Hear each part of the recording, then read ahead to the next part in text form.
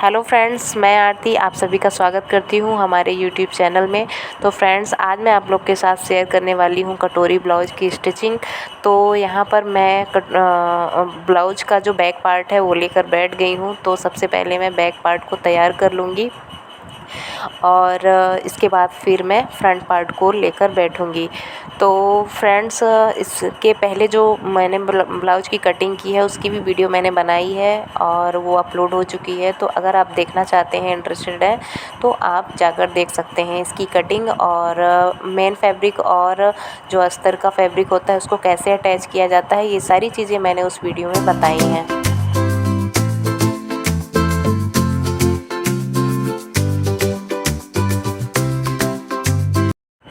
Back part complete करने के बाद अब मैं फ्रंट पार्ट की सिलाई करूँगी। तो यहाँ पर मैंने कटोरी लिया है। कटोरी की जो चौड़ाई है वो मैंने 1.5 इंच रखा है और उसकी लंबाई 2.5 इंच रख के और उसमें मैंने स्टिच कर दिया है। तो ये देखिए, इस तरीके से कटोरी का जो कप है वो बहुत ही अच्छा सा बन गया है।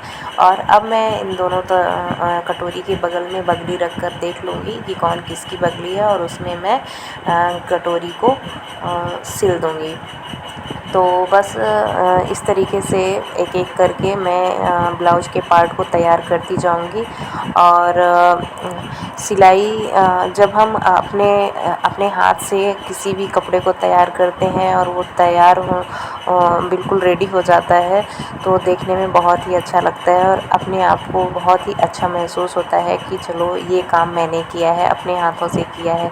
तो अपने हाथ से बनाई हुई चीज़ हमें बहुत ही पसंद आती है और हमें बहुत खुशी मिलती है।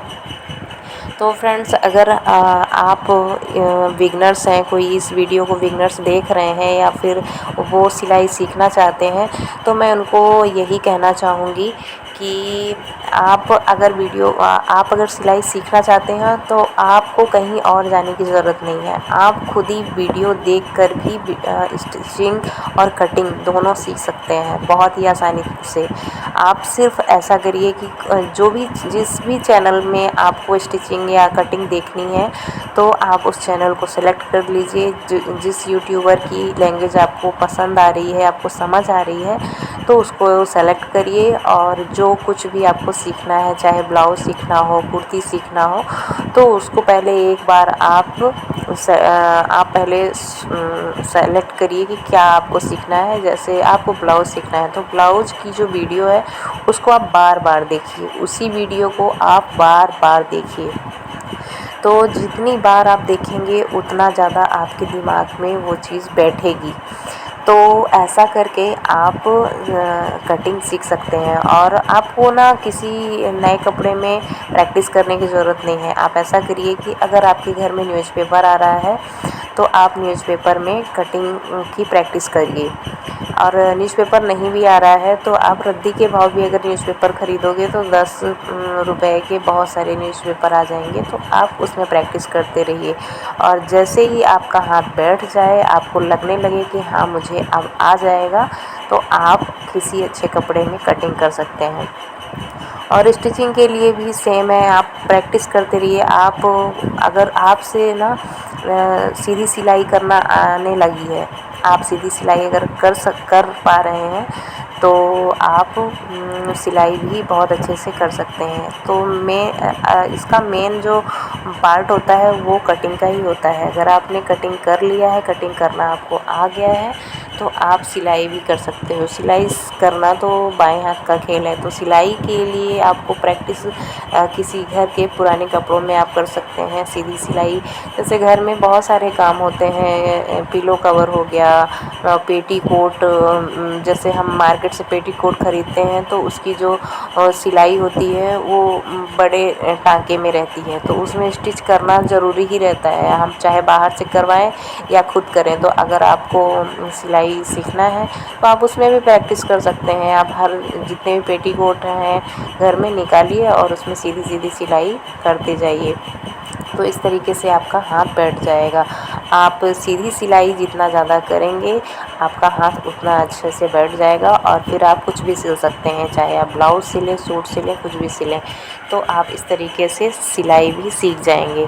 आजकल सीखना, कुछ भी सीखना इतना टफ़ नहीं है जितना पहले था। पहले के लोग क्या करते थे कि हम पैसे भी देते थे कोचिंग में सिलाई सीखने के लिए, लेकिन जितना हम चाहते थे, जो चाहते थे कि हम, जैसे हमको और कुछ भी नहीं सीखना है, हमको ब्लाउज ही सीखना है, सूट सीखना है, तो वो डायरेक्ट हमको वो चीज़ें नहीं सिखाते थे। वो एक एक स्टेप बढ़ते रहते थे कि नहीं, छोटी छोटी चीज़ें पहले सिखाते थे, फ्रॉक सिखाते थे, अंडरवियर्स काटना सिलना सिखाते थे। तो ये सारी चीज़ों में टाइम वेस्ट हो जाता था और हमारे पास इतना समय भी नहीं होता था कि हम इतना कुछ करें।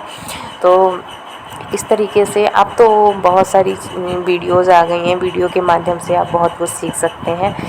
और तो सबसे पहले अगर आपको सीखना ही है तो आप ब्लाउज़ सीखिए, सूट सीखिए। और अगर ये 2 चीज़ें आपको आ गई ना, आप इसमें मास्टर हो गए, तो आप इस बेस पे आप कहीं पे भी अपनी शॉप खोल सकते हैं, आप अपनी बुटीक खोल सकते हैं। क्योंकि आप देखो ना कि भारत देश में सबसे ज़्यादा क्या पहना जाता है, सूट पहना जाता है या फिर साड़ी पहनी जाती है।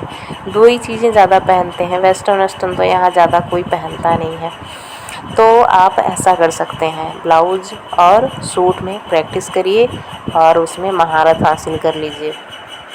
और अगर आपको बुटीक नहीं भी खोलना है तो कम से कम आप अपना तो सिल सकते हो। अपने लिए तो कुछ भी करना है तो पहले अपने लिए करो, अपनी खुशी के लिए करो। आपको अगर उस चीज़ से खुशी मिल रही है तो आप खुद के लिए सीखो, आप सिलाई सीखो और अपने खुद कपड़े डिज़ाइन करो। आपको नेक अच्छे लगते हैं, जो भी नेक अच्छे लगते हैं वो नेक आप सिलो और उसमें डिज़ाइन बनाओ जब आप खुद अपने हाथों से बनाकर और खुद पहनेंगे ना, तो जो खुशी आपको खुद से सिलाई से मिलेगी वो आप मार्केट में पैसे भी देकर खुशी नहीं पा पाओगे। तो बस आप सिलाई अगर सीखना है तो आप इस तरीके से जो मैंने रास्ता बताया है वैसा आप सीख सकते हो। तो देखिए, आपसे बातें करते करते मेरे ब्लाउज की स्टिचिंग हो गई है और अब मैं फिटिंग कर रही हूँ। तो यहाँ पर मैं ब्लाउज की आस्तीन जो है 5.5 मैंने लिया है और क्योंकि ये 9 इंच का आस्तीन है और 38 साइज़ चेस्ट है और 34 साइज़ वेस्ट है। तो इस तरीके से हम मेज़र करके और इसमें सिलाई कर लेंगे, तो ऐसे हमारे ब्लाउज की फिटिंग हो जाएगी।